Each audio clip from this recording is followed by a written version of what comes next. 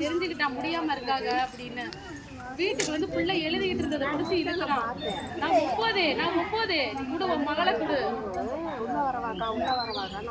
நான் அந்த எஸ்ஏக்காருக்கு அடிக்கிறேன், இந்த திருமுருகன் சாருக்கு அடிக்கிறேன்.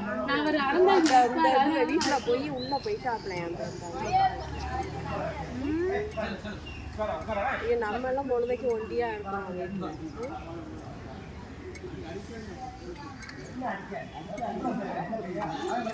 கும்பல வேஷம் போட்டு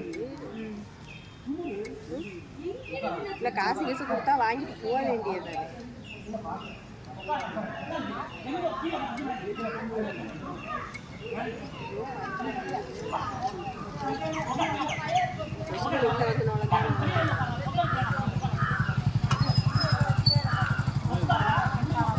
பிள்ளை எடுத்துக்க பார்த்தாங்க, சின்ன பிள்ளை எடுத்துக்க பார்த்தா